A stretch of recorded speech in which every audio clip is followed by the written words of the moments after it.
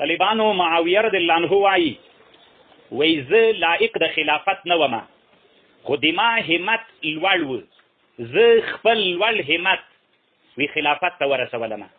یعنې زه لایق د خلافت نه ومه چې زه د مسلمانانو خلیفه سم، خو زه خپل همت، د ما همت و اراده دا وه چې باید زه لوړ هدف ته ورسېږم.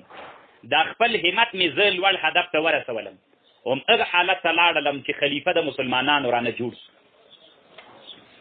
امام غزالی رحمه الله د طالبانو دا همت دومره لوی شی ده، خاص اراده همت داسې کله د چا برابر وي، ښه همت او ښه قصد او ښه عقیده ولري، الله پاک هدف ته رسوي. اوس ګورئ طالبانو، علما وایي علم طب څه ده؟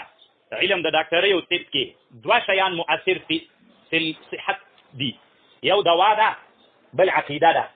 تاسې کیدای شي داسې حالت لیدلی وي، خو یاد مو وي کله یو سړی مریض وي، دا مولانا مریض شو، دې خوا نن په شا کړی د وی وړم ډاکټر ته، دومره مریض ده. ډاکټر ورته ویلې ماما ولې ته در باندې څه دي، روغ جوړې زوی مړیا، دا دوا به درته ولیکم او دا دوا او داسې وخورې ګل غوندې به جوړ شي او داسې به شي. عقیده یې ورکړه که نه؟ یو فکر یې ورکړ، یو همت یې ورکړ. دغه همت طالبانو دی د باندې یو کار کوي. اوس ورته ګوره چې څنګه نسخه ورته ولیکله، له اخوانه څنګه راځي، په خپلو پښو راځي که نه؟ لیدلي به مو وي، بلکې په خپلو ځانونو به هم تجربه کړي وي. ډاکټر چې همت ورکړي، دغه نیمایي جوړښت په همت باندې ده. له اخوانه را روان یي، ته خو مریض ولې که نه والا ډېر ښه ډاکټر و، نو ښه ډاکټر خو به هلته و چې تا باندې پیچکاري کړې وای، سیرم یې در باندې لګولې، یو ګولۍ دې خوړلې وای، نو تا خو یو هم نه دي خوړلي، بیا دا ښه څنګه سولې؟ نو طالبانو همت په ډاکټرۍ کې ډېر لوی مؤثر ده. که تاسې اورېدلي بعضې تعویزګر ملیان داسې وایي، وي د تا عقیده نسته ده که نه، وي د تا عقیده نسته ده، په تعویز عقیده نه لري ځکه تعویز درته فایده نه ده کړې. دا رښتیا ده طالبانو.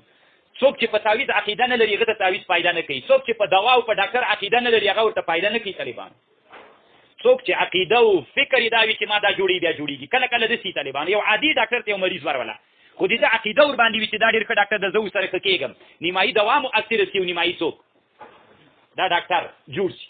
کله کله دومره لوی پروفیسر ډاکټري مریض وروله ډېر ادنامه راځي، خو دا عقیده داسې جوړي چې دا ورسره زه نه ښه کېږم، نه ورسره ښه کېږي، دا که نه داسې. نو طالبانو همتونه مو لوړ کوي.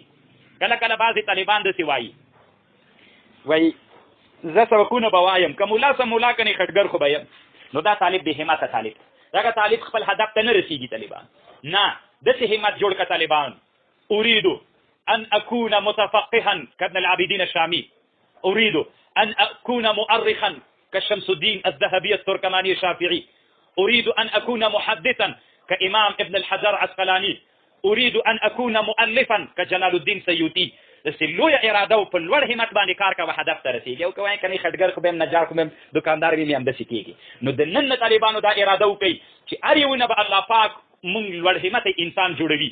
زه غواړم چې په فقه کې شامي سم، غواړم چې په حدیثو کې ابن حجر سم، غواړم په تاریخ کې ذهبي سم، غواړم په تألیف کې سیوطي سم، غواړم په علومو کې فلان و فلان و فلان د دنیا لوی علما. لوړ همت باندې کار کوه. که همت چې ټیټ و طالبانو بیا هدف ته نه رسېږئ.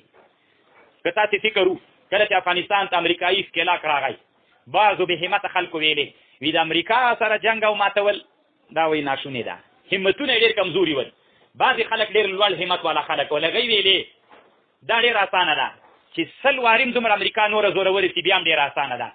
طالبانو نن نه د 20 کاله مخکې ډېرو بې همتو کسانو ویلې امریکا نه ماتېږي، او همتي کسانو څه ویلې ماتېږي. ماته د طالبانو که نه ده ماته، ماتېږي او که نه ماتېږي ماتېږي. خو ګورې طالبانو که موږ د بې همته خلکو خبر منلی وای، نن به تاسې ټول پتلونونه اغوستلي، دې مدرسه به چېرته وله، ټولو به پتلونونه اغوستلي ول، داسې به ښه ښه ښکارېدلی ماشاءالله. او نو ګورې طالبانو دا د لوړو همتونو خاوندانو، د لوړو عزمونو خاوندانو برکت و چې د هغوی همت ډېر عالي و. لوړ همت طالبانو هغه هم ماته کړله، مونږ هم ګیرور پاتې سو، مونږ هم د پډګیو پاتې سولو. پډګۍ به څوک په قفس کې نه بندي کوي، پرون به مې اورېدلي وي که نه وه لوچکې ښځې پډګۍ او هغه راخیستلي چادري قفس کې بندي کړې وای، دا نوره باید بنده سي. نو دا خو زور نسته، که زور یې وایي د لوړ همتو مسلمانانو برکت و طالبانو چې نن مسلمانان تر اوسه بدماشان ګرځي. الحمدلله. اللهم زد فزد.